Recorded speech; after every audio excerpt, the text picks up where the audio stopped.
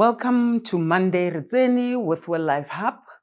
It's December, boss, and all things December that we're talking about. And in particular, today I want to talk about a marriage. There's a quote by Ruth Graham. She said, a happy marriage is a union between two forgivers. And I want to qualify it by saying a happy marriage. You can be in a marriage and you just going by, others end up being roommates or even co-parenting. And here we are talking about a happy marriage. So this is one of the things that makes for a happy marriage. So that is key. So you can even include words such as a thriving marriage, a growing marriage, a marriage that is fulfilling. And these are some of the words. Yes, it is not only made up by a union of two forgivers. There are many elements that I speak about, especially when I do premarital counseling. We look at values, we look at finances, we look at raising children if you are deciding or planning or wanting to have children. We look at in-laws, we look at the family of origin, keeping the spark, because that spark, with time, to be realistic, it can die out, but there are ways to keep that spark. Right along to a happy marriage being a union of two forgivers. In this, we are not saying that when somebody perpetuates crime or abuse on another person, therefore we need to be forgiving. There can be boundaries around the forgiveness that we give to a person. So things like, if you continue to do this, or because you are hurting me so much and this is making me feel a particular way, I think you need help, or we need to separate so that you can get help. And in there, you can go onto a forgiving journey. And forgiveness is very key in terms of healing. I think I have recorded a couple of episodes speaking about healing.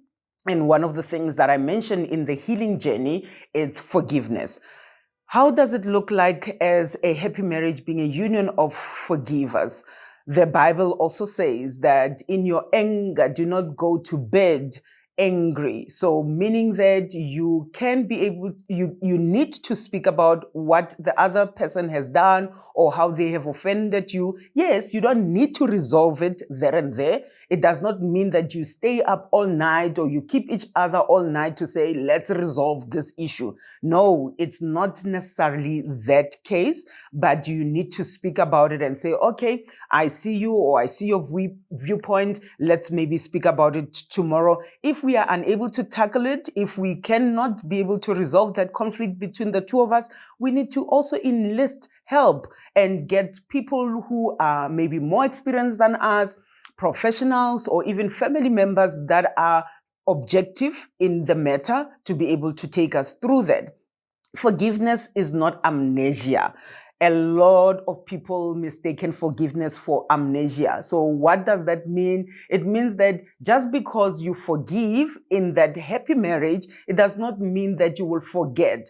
I was listening to somebody speaking about pain and how when, let's say, there's infidelity in the marriage and the other person is hurt in the process, rightfully so, and decides that they're going to forgive and they're going to continue with that marriage, you need to know that you're still going to be triggered. So you might be triggered by your spouse answering the phone, maybe getting up and answering the phone, even though it's an innocent move, like I don't want to interrupt whatever is going on. Maybe you're having a conversation and the person wants to have a conversation somewhere privately. That will still trigger you. So then the other one cannot say, but you forgave me, or you said you are forgiving me. Why are you being triggered? No, forgiveness is not equal amnesia. We remember for a reason. There's a reason why God made us to remember, is so that we do not find ourselves in positions that have caused past hurts. And that is where we then put and establish boundaries to say, from now on, because my trust has been broken or my trust has been betrayed. Therefore, you are going to be transparent, maybe transparent with your password, transparent with your phone, transparent about your whereabouts, and not because another person wants to monitor you, but they want to start to heal. And it's also not because they have not forgiven, but that forms part of their journey. Also, forgiveness does not mean that you let the offender scot-free. So I will give maybe a extreme example where the offender in the relationship had committed an offense somewhere else, and we report them to the police, and that person is jailed. Because I say I forgive the person, it does not mean that they need to avert the consequences of their actions. They need to rise up to the consequences of their actions or face the might of the law because of the actions that they did. So forgiveness does not mean that a person goes scot-free. I think another, mistake or a myth that we throw around in terms of forgiveness is that when you have forgiven, it means that where we are starting on a clean slate. No, there are things that have been done, there are things that have been said, and it might need a long journey of patience and healing along that journey. So we forgive in a happy marriage, but it does not mean that we also forgo the principles of forgiveness. So an individual cannot do something again and again and again deliberately and expect to be forgiven again and again and again without the consequences. Yes, if the other person chooses to forgive over and over again, it is all good and well, but where it is necessary, and in most cases, there needs to be boundaries that are in place. So for a happy marriage is a union of two forgivers, but the forgiveness needs to be aligned with the principles of forgiveness and not to take advantage of the fact that the other person is going to be forgiving all the time.